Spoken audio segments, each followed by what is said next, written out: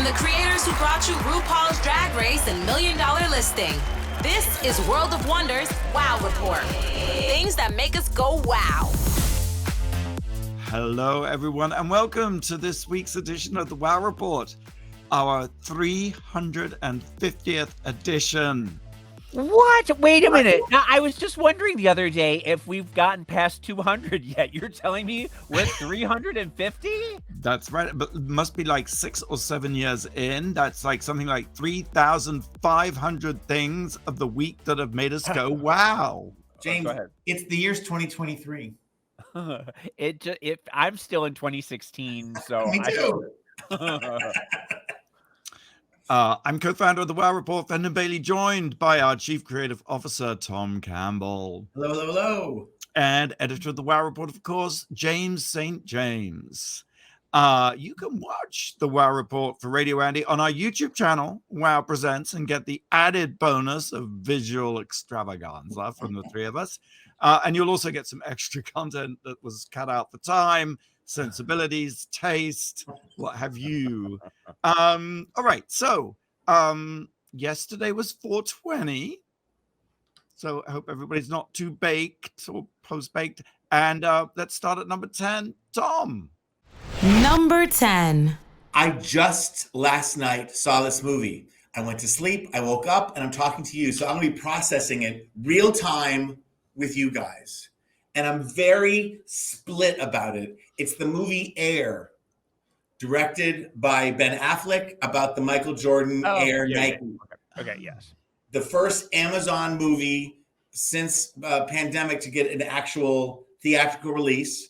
I went to the Century City Mall, which is just so big and overwhelming.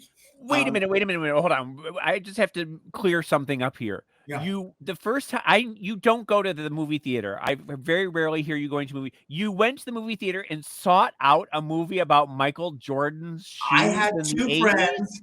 I was finishing my work day at 6, and friends texted and say, "We're going to see Air at the Century City Mall at 7. Do you want to join?" I was like, yes, because it's the new leave your home, don't just work Tom. It's the C's life by the, so I went with that. Like, I'm going to a mall, I'm going to see people, I'm going to see a movie. So it was less about wanting to see a movie about a shoe than just wanting to go out and see people. But you heard good things about it. The audience loved it. It gets like a huge high rating on Rotten Tomatoes, so please disregard me. But kind of like Top Gun Maverick, it's a white guy. I haven't been surrounded by so many white, aggressively heterosexual people since freshman year of college. You know what I mean? It's just, and there's nothing wrong with white heterosexual men, but boy, do they have their own talk, you know, whoa, and sports and hugging it out and, you know, being divorced dads on Sunday. And, you know, and I got home and I started reading about it a little bit. And, you know, Michael Jordan had nothing to do with the movie, except he did meet with Ben Affleck before, and he made these recommendations. He basically had him include 2 or 3 characters that were not included, who happen to all be Black, who are very important to the story. One played by Chris Tucker. And he also recommended that Viola Davis play his mother, and that his mother and father be amplified in the story, that they, you know, that it's rewritten. And so he and Matt Damon did that. Matt Damon's also in it. It played, you know, the problem with movies, and I've been around too long, we've talked about this before, is you know the formula. And sometimes something distracts you from the formula and you buy in and you don't pay attention to the formula. This one was all like, I'm Matt Damon and I'm playing fat. I'm a middle-aged man and I'm fat. Oh, I want to put our money into Michael Jordan because Nike is nowhere in basketball. We're only in running. And it's like he just meets resistance from Ben Affleck to fight. He just meets resistance. They just keep reinforcing what a tough thing. And then he gives an impassioned speech and everyone magically changes their mind and everything happens. There's a great little twist at the end where you think that it's going to resolve, and there's one more twist. And that twist involves a really good scene with Viola Davis, who, as much as I want to because at least she doesn't like the ugly cry where she just lets the snot roll down her mouth. Just a bit more. And I thank her for that, because it just gives me the heebie-jeebies, especially post-COVID. But she is an amazing actress, and she brings such life and vitality to the movie. People loved it. You know, Top Gun was like a video game. Everyone was like, yeah, but it was also kind of about white supremacy and guys and killing and things. And this is kind of about corporate greed masked as these underdog white guys, bros, just trying to turn $1 billion business into a multi-billion dollar business. So someone said, again, everyone enjoys it. It's kind of masterfully done, but it gave me the creeps there. You know, it sounds kind of niche. To me, it sounds like a segment. Yeah, well, it's a niche of about 200 million white men who can relate. So, you know, and yes. I guess Jason Bateman's in it, Matt Damon. You know, it's kind of like Matt Damon. I like Matt Damon. I like Ben Affleck. I like Viola Davis. I mean, I imagine maybe at 2 a.m. when it's on, you know, TNT or something, I'll watch a little bit of it. Yeah, I'm just trying to say I'm sorry. No, I was just gonna say it sounds kind of like, you know, it's not like a new thing. It's a shoe, like that's just it. Other shoes. Like it's of all the great stories that are probably being pitched in Hollywood right now, why would they go with a story about a shoe? Because straight guys love Michael Jordan, bro. He's the best. Look at that. Look at that tape. Look at him. Look how confident. Look how. Do they though? Does anybody do any of the like Gen Zs and millennials? Do they care about Michael Jordan, or is this just a Gen X thing? They do. The soundtrack was so good, but distracting because it's all 1984. They show cars, they show Cubicle, they show clips of Dolly Parton with Ryan. You know, they really spent a lot of money on archive just to put you in the mood. But ultimately, it's kind of like a board. You know, it's ugly offices and really simple scenes. So, and it also costs like $100 billion. I don't understand that either. All right. Well, you can buy Nike Air shoes in stores anywhere, and the movie's in theaters. And all right, number 9, James. Number 9. This week, I was just devastated with the Dominion Fox settlement. And when they were picking the jurors, they were picking the alternate jurors. It was ready to go. Everything was ready. And then it stopped. And 2 hours later, we learned they'd settled for what, 750 million, something like that. 787.5 million. Still, it's, you know, number one, it's not enough. It doesn't make a dent in Fox. It doesn't do anything.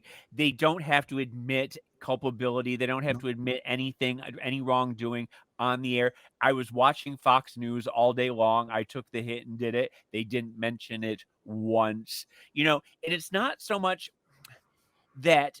Well, it's a number of things. Number one, yes, I did want to see them suffer. I did want to see Tucker have to get on the stand and Sean Hannity. I wanted to see all that. But more than that, you know, they do such a disservice by lying. And when you see it's such a bigger problem that we've seen, you know, in the past couple weeks, they've been, you know, we're seeing the effect of whipping the electorate, the right-wing electorate, into a frenzy. Just we saw, you know, the Bud anti-trans thing keeps getting bigger and bigger. You know, the shooting of Ralph Yarl, the cheerleaders getting shot. Like all these people are getting shot, and it's all these angry white men who are getting older and they're afraid and they're being told to be afraid. They're being told we're going to come for the Democrats are coming for your guns. Gays are grooming your children.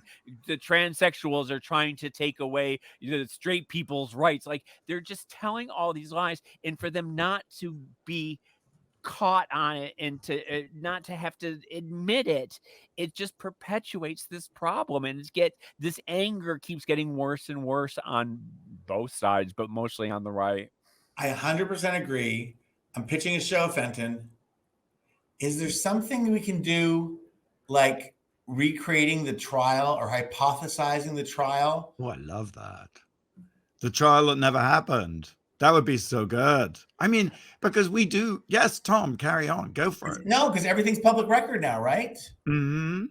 I mean, the good news, James, if there's a little bit of a glimmer, there's another multi-billion-dollar lawsuit heading their way. And they have said they intend to finish what Dominion started.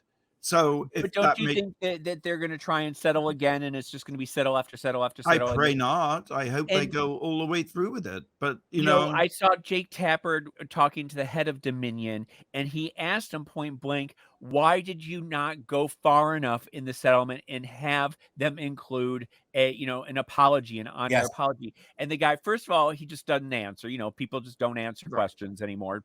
That's what they teach you in corporate communications. Yeah, well, I've learned from the best. Thank you, sweetie, for the backhanded I'm kidding, I'm compliment. kidding. But he finally said, the law is not about apologies. The law is about getting, it's about making the settlement with the money figure, blah, blah, blah. There was no way to incorporate that into part of a settlement, which I don't know if I believe, but it's just. Well, what if they'd demanded it and made it a threshold issue and saying, without an apology, there's no settlement? I mean, What? Yeah, I mean, I don't quite understand. I don't know what the fix is, because it just seems like they go unimpugned and they just keep going they and going do. and I mean, going. their announcement, Fox's announcement afterwards, this settlement reflects Fox's continued commitment to the highest journalistic standards. We are hopeful this allows the country to move forward They from don't these want the country issues. to move forward, and in light, because they put that out, I saw on Twitter that the MAGA crowd is spinning this as a win for Fox. Right. Yeah. Yeah. I mean, I do think the history, sorry, Tom, but I do think that history will show that Rupert Murdoch has been one of the most pernicious, damaging, him and his awful family, But that's Lachlan. only if the left wins. If we keep going into handmaiden dystopia, then they win, and history will remember him as one of the greatest heroes of all time. The history belongs to the media and the writers. Here's the thing. I mean, I do think history, that the true record, I naive perhaps, romantic even, that the true record comes out in the historical wash. And that, you just have to look at Fox's track record, News Corps' track record of, a wash in lawsuits and settlements and sexual harassment. I mean, 787 is a lot of money, but also 139 million over the phone hacking scandal that they were responsible for in the UK, 90 million over Roger Ailes and Bill O'Reilly's sexual harassment. I mean, hundreds of millions of dollars for malfeasance and illegal behavior. I mean, but history doesn't record. I mean, when you look at Mary Magdalene, who is a sweet, naive woman who was painted by the church for hundreds of years for being a whore, and she wasn't. I mean, history does not always go the way that we want it to go, and the evil sometimes, triumphs over good. Tom, I need your wisdom and perspective here. Only this that I will repeat Dan Rather, who's much wiser than I, and he says $750 million seems like a lot until you divide it by the number of lies they have told on Fox, and it doesn't seem like much at all. Well, more to come in that space, I guess. I love that idea of let's figure out how to make the trial that never happened. Yes, I do. I like, and you could. I mean, there's a lot of trials. I mean, you could go to, and the Trump impeachment, or whatever. Yeah. Right. All right, moving on. Number 8. Actually, sort of not unrelated. There was an article in the paper the other day, the Menendez Menudo connection. So here's a little backstory. Years ago, in 1900, I think it was 89, was it? The Menendez brothers stormed into their parents' house and living room and shot them to death. And then they were ultimately arrested for the murder. It was believed that it had been a mafia hit, but they were arrested. They were put on trial, not once, but basically twice, and found guilty of murdering their parents. The twist is that they revealed that they had done so because their father was raping and molesting them. And at the time, we'd obviously never really heard of this kind of domestic sexual abuse, especially father on son. And not as a defense, never. That's right. And it was called by the media the abuse excuse. And no one really believed them because I just think the idea seemed so outrageous. Well, in the second trial, and I think this is yet to really be fully exposed and discussed, it was the same judge in the first trial as in the second trial. And this judge in the second trial changed the rules of the game. He didn't allow cameras into the courtroom, which is debatable, but he also didn't allow all the material that was presented in the first trial that lent weight to the idea that they had been molested. And he himself, even the judge, called it the abuse excuse. And at the end of the second trial, said none of the material that had been presented could be used in reaching a judgment. And so, inevitably, they were sentenced to life in prison, where they have remained ever since. And Rennie and I made a film for Lifetime called Menendez Blood Brothers a few years ago that explored this idea that they had actually been sexually abused, that they were actually telling the truth. And one of the sort of weaknesses, I suppose you could say, in the argument was that there was no evidence that their father had molested anybody else until now. One of the former members of Menudo has just come forward and said that he was raped in the Menendez family home by the Menendez brothers' father. Wow. Why has it taken him 30 years to come forward? If he had done it 20 years ago, wouldn't that have solved some problems for the Menendez brothers? Shame, I understand, and I understand a lot of people, do not come forward with childhood abuse or sexual abuse. Years later, it takes time. You have to deal with it yourself, blah, blah, blah, blah, blah. But if there's other people's whose lives are at stake, wouldn't it have been nice for him to come forward? You answer, you're saying, you ask the question, you answer it, because it's who knows what powers, but what affects you to keep it in, or how much you're worried about destroying your own life, or what you remember, or what you repress, or what you've told yourself, all the things you're saying. So I don't know that we can even speculate on that. And I mean, in his defense, I don't believe that anybody comes forward and lies. I mean, like, I believe him. I believe the victim here, but I just wish he would have done it sooner. If in fact it did happen, I feel bad for the Menendez brothers. I also, going back to the 89, the fact that the Menendez brothers went out shopping and bought the car and was on Beverly Hills. Like, it seemed like it was a class issue that happened with them as well. So it's a wild story all around, and it never. Do you think it'll make any difference to the Menendez brothers, Fenton? Yeah. No? I wish it would, but the opinion seems to be that it's too little, too late. But I do think it sort of shines a light on the fundamental unfairness of the second trial, and the fact that it was the same judge, and the fact that he changed the rules so profoundly. And this judge, I'm kind of interested to sort of seek him out, because this judge also was the judge who presided over the Rodney King beating, the trial of the police officers in the Rodney King beating. And it was his decision to move that trial to Simi Valley, which, as we all know, is basically a white supremacy stronghold, thereby almost guaranteeing a not guilty verdict, which of course resulted in the LA riots with tremendous loss of life and suffering.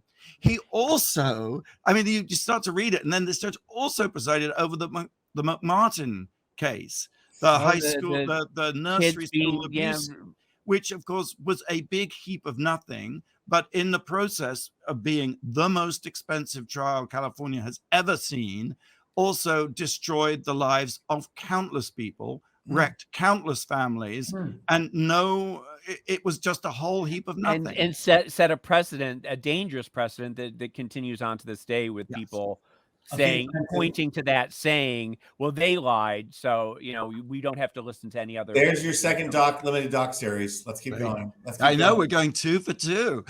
What will the next part of the show throw up in terms of show ideas? Let's take a break and find out. Jess, do you have a question for us? I do have a question for you. Oh my gosh, Jess. Hey, Jess. Since yesterday was 420, I have 420 themed questions. Here is the first. Which U.S. state was the most recent state to legalize medical marijuana? Very good. We'll have the 420 answer right after the break here on the Wow Report on Radio Andy. listening to World of Wonders Wow Report. Things that make us go wow. Hey, welcome back to the Wow Report. I'm Fenton here with Tom and James and Jess. Just have to tell you, All Stars 8, RuPaul's Drag Race All Stars 8 premieres May 12th, Paramount Plus in the US and Wow Presents Plus around the rest of the world. So you can see which queens will be sashaying back into the workroom on the Wow Report and meet all of the Drag Race All Stars 8 queens at DragCon. Get your tickets at RuPaulsDragCon.com. All right, Jess, you had a question for us before the break. Yes, the question is, which U.S. state was the most recent state to legalize medical marijuana? It's tricky. It's a little tricky. I'm going to say either Ohio or Hawaii. Hawaii. New York. I think it's New York. It actually is Kentucky. Oh, okay. Well, maybe Well, New York. they'll chill the F out now that they have a little legal marijuana in Kentucky. Huh? Well, isn't Kentucky like the Oxy capital? Like they're It's a drug hub. Louisville is a drug hub, and they've got Mitch McDonald, so they got a lot to deal with. You know, they rebuilt the Ark. Oh yeah. Yes, I do remember that. It's a museum. I want to go to it. All right. Thank you, Jess. Let's carry on with the top 10 things of the week that made us go wow here on the Wow Report. Tom, number 7. Number 7. I went to the theater because, it's the new me. It's the new post-COVID me. I'm going out. I'm doing things. I'm seeing people. You're a socialite is what you are. I am. Yes. And I went to the Geffen Playhouse in Westwood, and I saw a production of Ava, written by and starring Elizabeth McGovern. I love it. I know. And it's about Ava Gardner. And it is basically the time period where she is doing her autobiography. It's later in life. She's living in London. It's just, my friend Greg was saying, it was so great to be back in the theater because it was just like a lush, like London apartment set. It's just like it just made you feel the curtains were beautiful and the settee and the little drinks, and it felt like you were in the theater. It's sort of like in the when the Diana Vreeland was the one woman show, or the Truman Capote, where they're just sitting around a fabulous apartment telling stories of their lives. Yes. There's a great opening line, which I think is in the promo, where she's like, because she calls up this writer out of the blue, who a lot of it's their dialogue as he's trying to get it out of her. She tells her stories. And she says, I need the money. She goes, it's either write the book or sell my jewels. She goes, I'm rather sentimental about my jewels.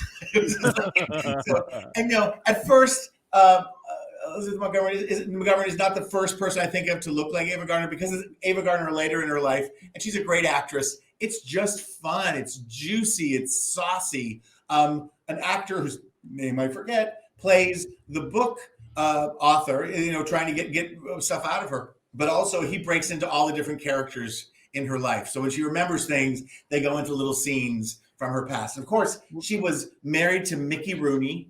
She was married to Frank Sinatra.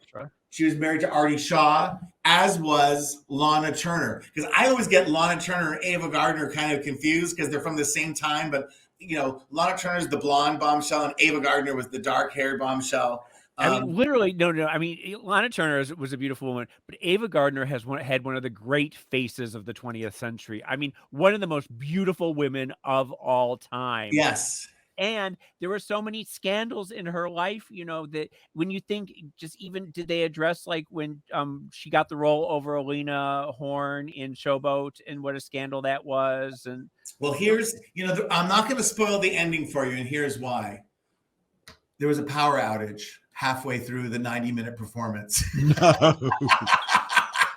Which made it even more exciting. I'm going back, but I haven't yet. But it was like, it was literally because there's a theater next door and it had rock music and it bled just a little bit through the wall. Not horribly, we're still listening. We're like, And then, again, it's a beautiful backlit window in London in the background. And every now and then, and I can't tell if it's me, because, the age I am You might now. be having a stroke. Every now and then there's like a little bit of a surge. Like, I'm like, oh, I guess. And my friend Greg, like, I thought maybe that was cars driving by in the back. Like, we're just all making up these things, trying to, and then boom, off go the lights, on go the emergency lights. And it was just a great, crazy moment where Elizabeth, she's in mid-sentence, so she keeps on talking about something, and she's like, freezes, everyone freezes, and then she turns and she goes,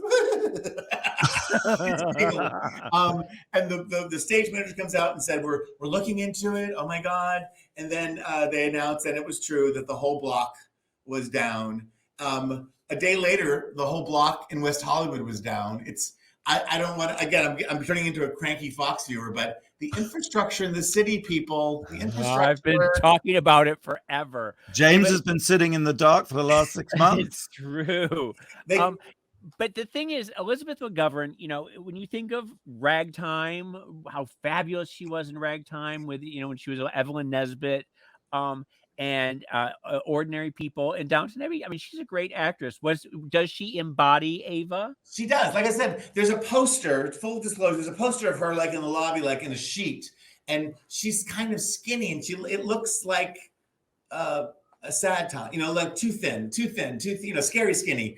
And you think that's not how you remember Ava Gardner. Now, again, but she's playing her old, so she's limping, but she also goes back and changes her body language and does, Ava talking to Mickey Rooney and doing all kinds of things. She is a good actress, and it's such a compelling story, and she embodies her in the way that her human, her being. Well, I know this is sacrilege, but she's Lady Mary, right? In Downton Abbey. No. She's the mother. She's the mother. Yeah, but okay, but she's kind of awful in Downton Abbey, isn't she? I mean, she's just always saying the same thing in the same way. Well, that's Julian Fellows. That's not her, for crying out loud. She's just dealing with the line she's being, but she love her. For all of our radio listeners, my mouth is agape. That's why you've not heard me talk. My mouth's just wide open. My eyes are wider.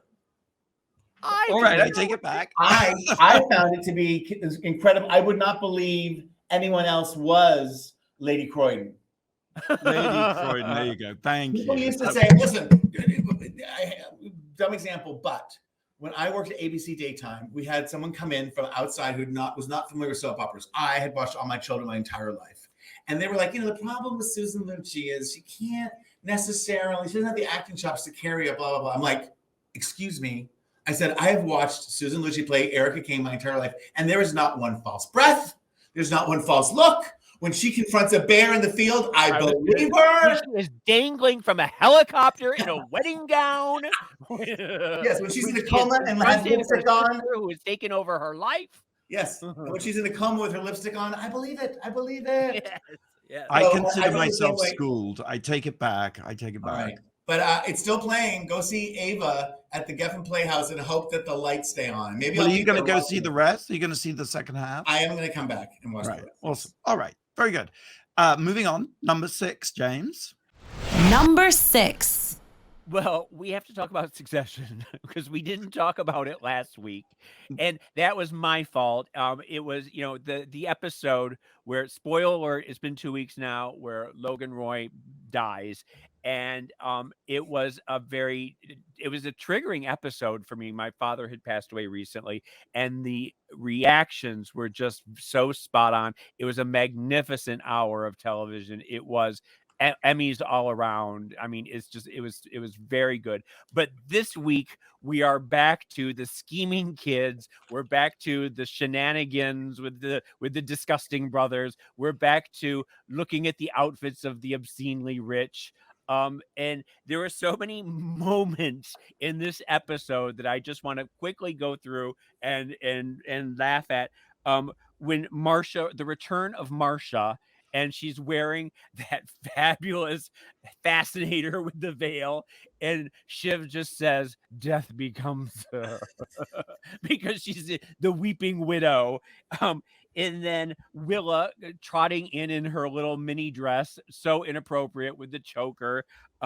Jerry with the giant satellite dish on her head. I don't know if you remember that. When Connor and Marsha make the real estate deal, the $63 million real estate deal in the middle of the wake, and then do the spit in their hands and shake it. It was like so inappropriate. It was jaw dropping. Let me see. There was tell me what you think. Was it an underline, or was he crossing out Kendall's name? Which was it? We'll know what I'm never talking know. about? We'll never know. Yeah, It's brilliant. it's the equivalent of the hanging Chad from the I election. did see an in-depth reporting article that said people who were born before 1970, when they cross things out, they go from the bottom to the top, left to right. And that's something that they were taught in school. And so they say it definitively that he was crossing out Kendall's name. I wonder how many takes in the art department it was to get that cross out to the right level of ambivalence. Welcome to director. What do you like? What do you like? No, right. Give me the next one. I wanted to throw up every time Tom said, here to serve, here to serve. That was so obsequious and disgusting. I loved when Greg said, still, because when they were trying to say that he was on the list, but he had been crossed out. And he said, I was still there. He's just his optimism that he's going to. And Roman has that brilliant line and just says that his father found him visually aggressive. Greg is visually aggressive. My reaction to last week was just, of course they had to do this. Why didn't I see it coming? It also spoke, the first couple of weeks we were saying plot feels redundant, characters are richer than ever. And so they blew it up and now we're going to, go the final laps, finding out who succeeds or doesn't, or who knows how they're going to end it. I'm really looking forward to it. I've already invested every week, obviously, but I'm reinvested in a hyper fan way right now. Yeah. I have a feeling those first two episodes had to be a little slow in order to just really let us have it. But, also, just Shiv's pregnancy, and then she trips and falls. Yes, James, I love you've run down all these amazing moments, and almost as an afterthought, you mentioned this. I'm curious because I feel that Shiv's pregnancy has slipped by, almost unremarked upon. Yeah, and where does that leave her and Tom? And does that give Tom an in? And it's just yes, yeah. I thought last week's episode the week before, was prompted a very important discussion about spoiler alerts and the etiquette of. And that's because I posted, right?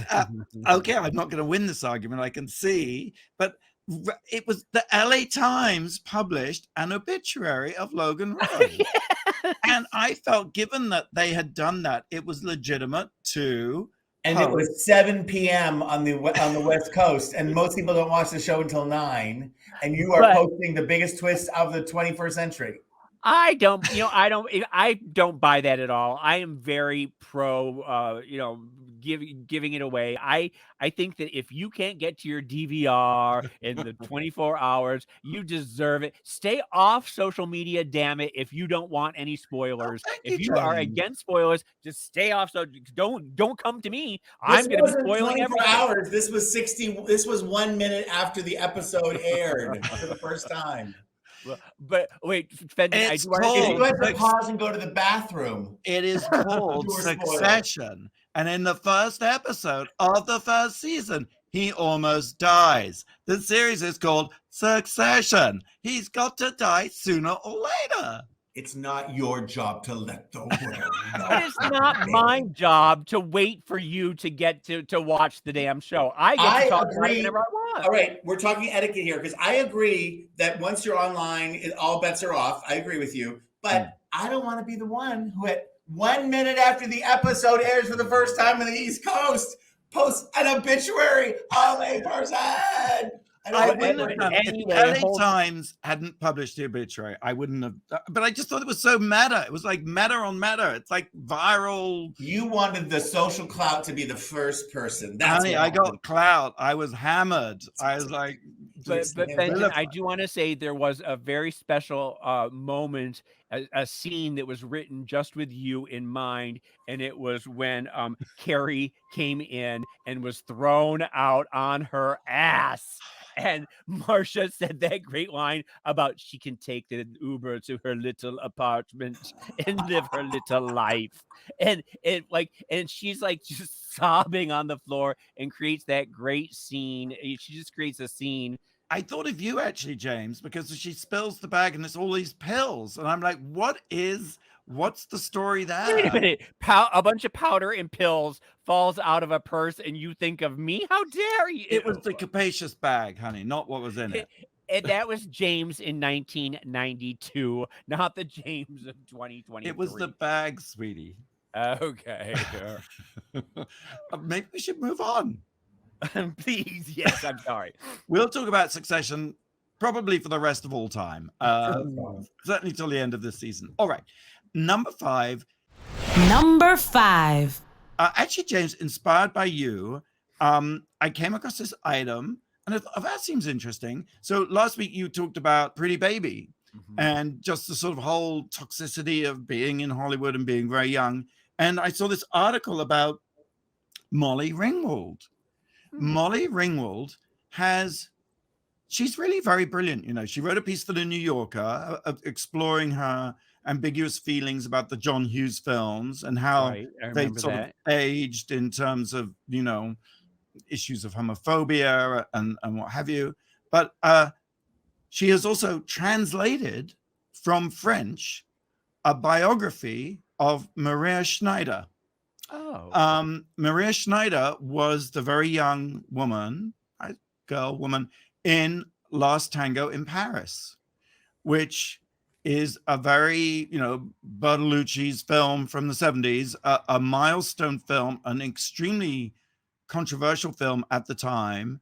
And the story is, you know, according to this book, My Cousin Maria Schneider, written by Maria Schneider's cousin, is that, you know, that being in that film at that age was devastating to her. She was an actress, very young actress, 19 years old, and that it was sort of kind of an ugly tattoo on her life. I think that's what the cousin calls it. And that her career as an actress never really recovered and that she could never really leave it behind. Plus, the scene in which Marlon Brando rapes her, she didn't know about before the scene was filmed. As Bertolucci said, you know, I think he said something like, I wanted to get her reaction as a girl, not as an actress. I wanted her to react humiliated. He has since subsequently apologized for that. And he said her death came too soon because Maria Schneider died young, actually, 58 years old. And after she died, he apologized. He said her death came too soon. Before I could kiss her tenderly and tell her that I feel as close to her now as I did on day one. To which, of course, Maria Schneider's cousin says she doesn't want your apologies, and she certainly wouldn't want your kisses. So something of a really dark shadow from Last Tango in Paris. Although I do remember, do you remember the movie when it came out? Yes. I was much too young. It was like 72, but it was the first like X-rated or non-rated movie to be nominated for an Oscar. And it was about rape, right? There was all the like Marlon Brando, presumably, wasn't it about rape or butter scene? Wasn't there a very famous? Didn't he rub butter on her? Butter sodomy scene. Yes, it wasn't exactly about rape because the rape happened in the middle of their sort of consensual. You know, they would go to this empty apartment and fuck, and just it was a sort of full on. I think the intention was that this was a full on sexual obsessive relationship, and I'm not in a good place about spoilers.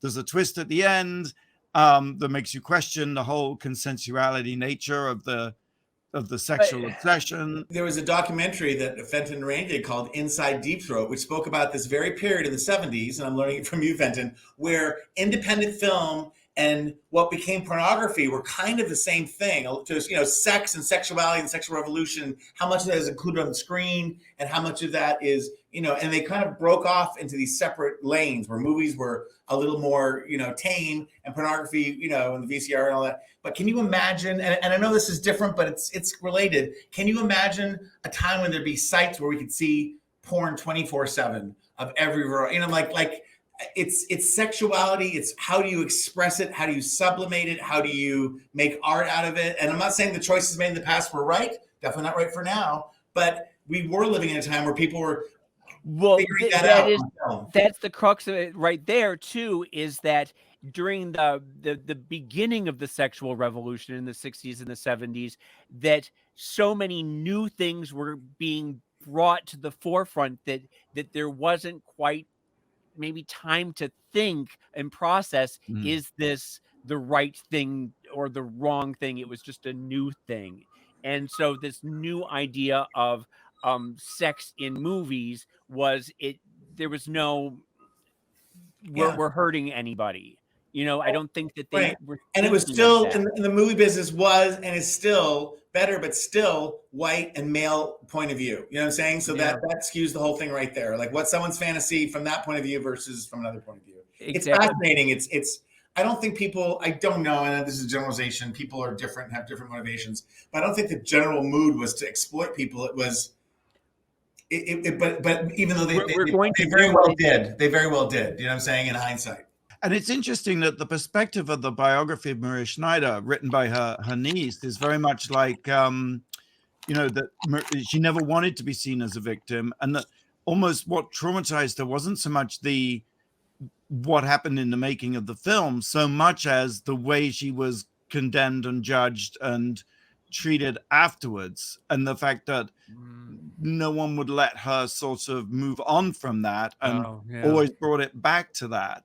I think it's dangerous to try to erase the past, but it's important to contextualize it.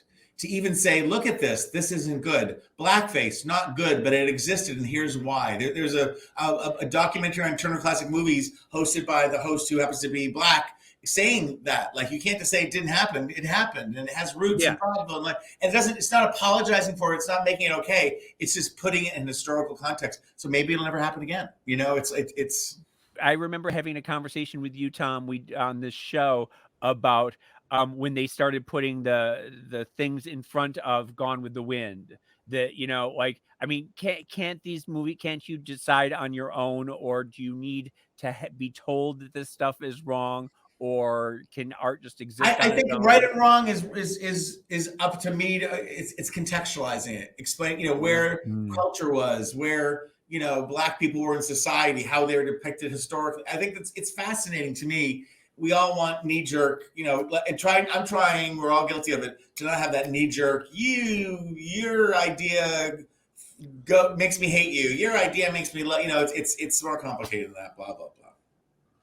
It is. You will be excited to hear that Molly Ringwald's next project, she's going to do a memoir, because she's such a smart cookie. I love her so much. She's such a part of my teenage years, and she's continued to be a great actress and just a thought-provoking person. And a thoughtful person. She has a lot to say. And I mean, translating books from French is not what Hollywood actors normally do. I am excited. I will read this. I think that's exciting. Did you enjoy it? I'm loving it so far. I mean, good. And maybe Molly could translate Screen Age into French. Aha! Okay, all right. Let's take a break. Jess, you got a question for us, please? Blake is away this week, and Jesse is on mute. So come on, Jess. That sounds about right. Hey. Thank you. I have another 420 themed question. It has to do with munchies, which is what happens after, And the question is, what is the name of the famed Cheetos mascot? All right. We'll have the answer right after the break here on the Wow Report. You're listening to World of Wonders Wow Report. Things that make us go wow. Welcome back to the Wow Report. I'm Fenton here with Tom and James, but not Blake. Instead, we have Jess. And we are doing 420 themed questions. Yes. So for yesterday's 420, we're doing some questions. This is about munchies. What is the name of the famed Cheetos mascot? He's an animal. That's a good name. I think he's a cheetah. Maybe he's Skeeta the cheetah. It's Chester the cheetah, isn't it? It's got to be Chester. Yes. Yes, it is. Oh, okay. Yeah. Congratulations, James. Go, James. Skeeter the cheetah came this close to getting the part, but didn't get it at the end. I used to have a poster of Chester, and he was snorting rails of chopped up Cheetos. He had like a razor blade, and he was chopping up Cheetos and snorting it. And you asked me when I tell the story of what's her face spilling the bag of drugs on the floor in succession. Exactly. I hope those weren't flaming hot, because that would be a problem for his health. Yeah. Elliot loves the flaming hot Cheetos. Absolutely loves them. All right, moving on to number 4, the things that made us go wow this week. Tom. Number 4. One of my guilty pleasures, truly, and it's a lifelong obsession, is McDonald's. Now, I don't eat there a lot, but when I can, I do. And to me, all other fast food is like, it's like McDonald's is the HBO of fast food, and everything else is Showtime, Turner Classic. Yeah. And they came out this week. They're making a lot of changes, and you know how they're famous for like the McRib or like ridiculous, like stunty kind of items to get Shamrock shakes. Yes, things that are sort of seasonal and come and go. Well, now it's a crazy thought, but they're just going to make their burgers better, cheesier, hotter, better quality, have like tutorials for the workers to like learn how to make the stuff. And best of all, they're bringing back the Hamburglar. Oh, good. Now, what's your relationship with McDonald's? Well, Grimace, all of those characters are all beloved to me. But is this a case of like New Coke where like it's don't screw with a classic? This has been the standard for 60 years. Do we need this is going to say too much about me, but I think McDonald's used to have better quality, or maybe my digestive system was much better.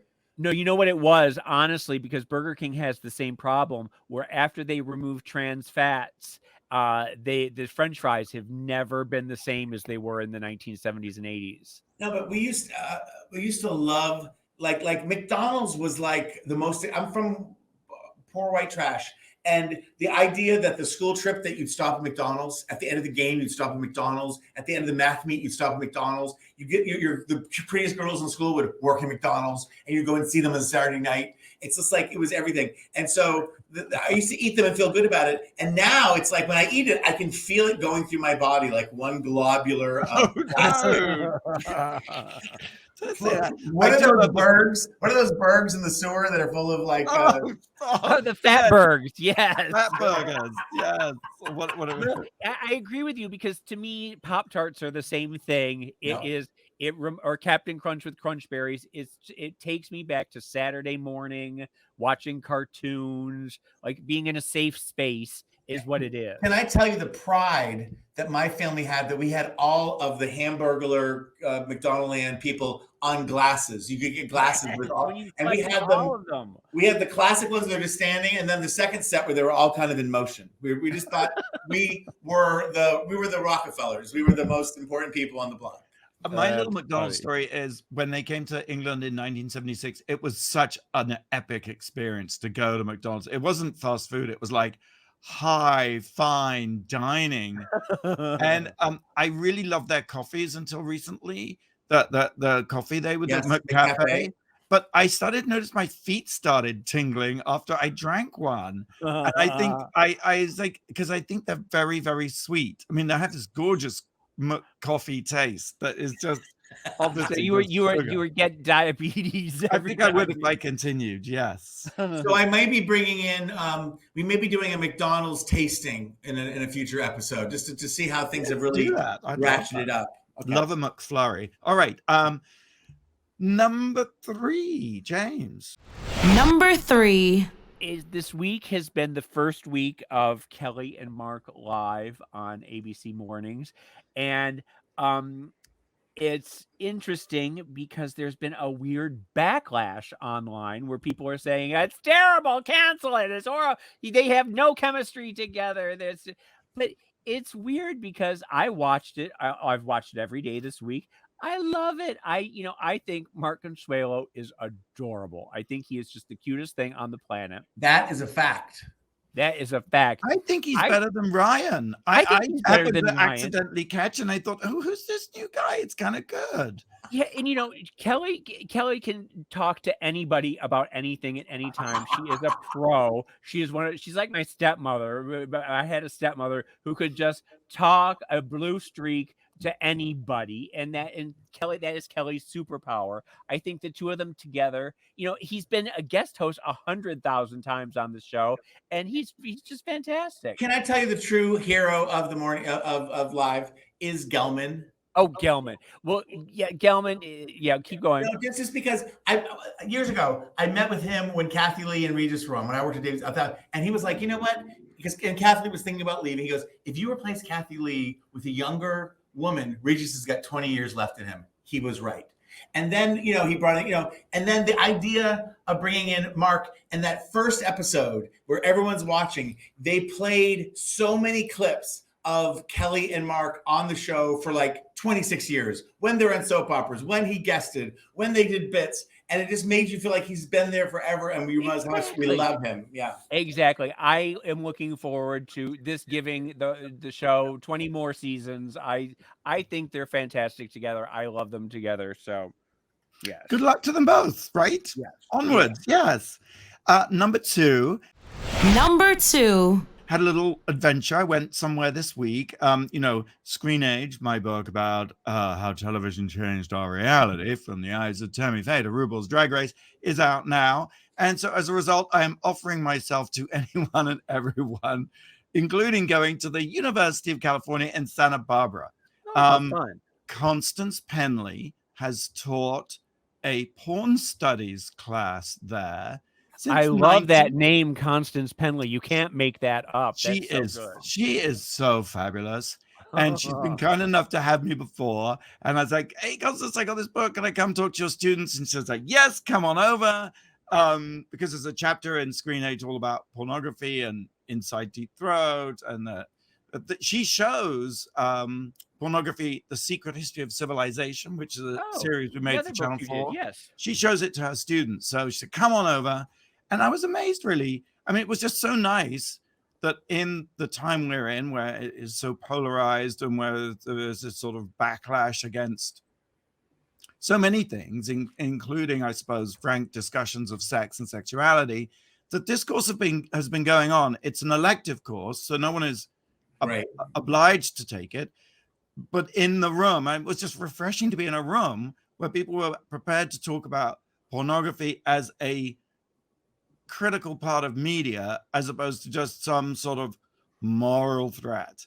And she's been doing this course for pretty much 23 plus, almost 30 years, and just power to her. That's really what I wanted to say. And she has, John Staliana, she invites porn directors or Steve Hirsch or people who work in the business to come and talk to their students about it. And I just thought, what an incredibly valuable thing she is doing, and how great in this sort of era of moral panics that she's not under attack, and that, it's good to know that in certain places, intellectual pursuits are being pursued in an uncensored way without restriction. And how do you find the kids? How do you find the kids' reactions? Really great. I mean, what's interesting is that they're not studying they're all studying something else. And they apply to be in her class, and she selects them. So some are studying math, some are studying political science. And the result of that is that you get a real kind of that they're all super engaged, because it's not easy to get into her class. It's huge demand. And they all participate, and they all have coming from a different point of different disciplines.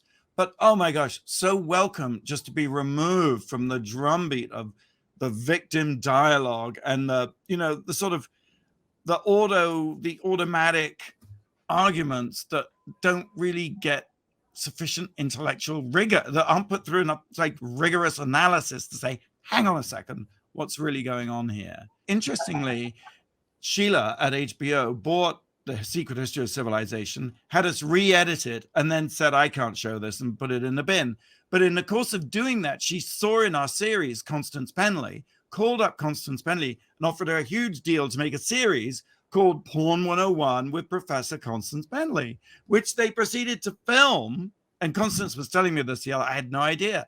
Proceeded to film this multi-part series, and it was finished and delivered to Sheila. And apparently, she took one look at it and said, I can't show this, and replaced Constance Penley with a porn star.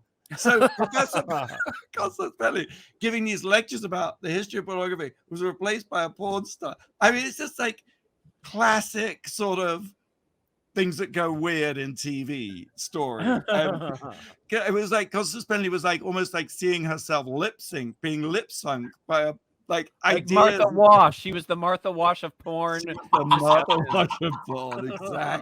Exactly. We're just going to take one more break before we reveal the number one thing that made us go wow. But I just want to tell you, next Thursday, the 27th, I will be at Strand Books in New York City with Ronan Farrow from 7 p.m., hosted by House of Love Cocktails, doing a Q&A about Screen Age. So I hope I love the Strand. If you've never been to the Strand, just go for that because it's one of the best bookstores in the country. What, 7 miles of books or something like that? Yeah. Can't wait. Thank you. All right, let's take a quick break because when we come back, very excited to reveal this week's number one thing that makes us go wow. I would just tease it by saying it's not a pop phenomena. It is about someone and someone very dear to our hearts. So I'm very excited when we come back. You're listening to World of Wonders Wow Report. Things that make us go wow. And welcome back to the Wow Report. Fenton here with Tom and James. And Blake has been out this week, but Jess has been standing in. Thank you, Jess. But now it's time to reveal the number one thing this week that made us go wow. Number one. I'm here. You are our number one. It's Blake's Wild Weekend. Blake, you're okay. You're alive. Tell us what happened. I am. First of all, Fenton, I love that sweater. Oh my God. Thank you. It's the love I feel for you. So I took a little trip this weekend back home to my hometown. Weirdly, my best friend, roommate Steven's best friend from high school was celebrating his 40th birthday. They have a really good pop culture museum called Crystal Bridges. Safdie was the architect of it. The Waltons have like donated all their art. It's amazing. I was there and I remembered that in the middle of the night I had gotten like alarm. My alarm had gone off and I got notifications on my phone. So I was like, I didn't think much of it when I woke up because the alarm goes off when the wind blows here because, you know, it'll rattle the doors and like the alarm will go off. So I call here and called the office and I asked my assistant or who works with me, Terrence, if it was windy here. And he was like, no. So he goes and checks on my house and he's looking through, you know, the door and there was a huge hole in my house. Like a hole in my house. A hole in your house? Yes. Not that kind of hole. Yeah. I'm freaking out. I call around. Long story short, a person stole a car in like South LA and drove it through my bedroom wall at a high speed. And luckily I was not at home on a Sunday night at 2 a.m. This weekend when I usually am. Like you are every weekend, yes. Like I am every weekend, or I would be dead. My so room. There's just a hole. There's not a wall really there. No. A car just drove into your bedroom. A car drove through my bedroom. Has there been any structural damage to the house? When can they fix the hole? When can you move back in? Where are you? What's going on? I am in a hotel downtown right now. It's pretty nice. My roommate is still at the house. We just have the door shut and my wall is all boarded up. Well, Well, But can anybody crawl into the wall? And can people break in? No. no, we've got it all boarded up now. Like a professional company came and boarded it But up. there's that one hole that's about waist high that I noticed. It's the one little, with some arrows. Not that one. We said not That was there before, Tom. Okay. that must be why they drove the car through it. They was like, "Oh, look, there's a hole. Let's go." What happened to the people driving the car? They were never caught. It was stolen. The guy ran into my house and then ran, and the cops never found him. So the car was left. Yeah. Yes, the car was left in my house running with music blaring. But So- what did the neighbor? Didn't the neighbors say anything? Don't you have any nice neighbors that would say? Do your neighbors hate you enough not to? I mean, They were like, "Oh, a car's driven into Blake's house again." They're like, yeah. Like No, that fucking party house is what they say. They thought that I was inside dead, actually, but I don't have anyone's number really. "So why bother calling you? He's dead." Yeah. No, but when I was outside, when I got home and was observing it, they came out and showed me this video and everything. And the only adjustment I'd make to the recreation of Blake's story is that the car would crash through, the guy would run out, the radio would be blasting, but it would be blasting the Wow Report on Radio Andy. Seriously.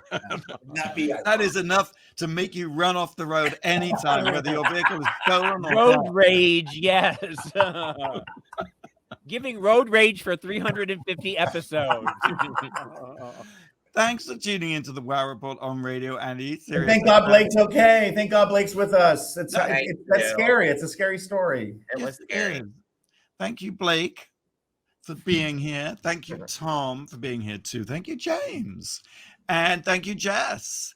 Thank you all too for listening. Same time, same place next week. Until then, go out and do something that makes the world go Wow.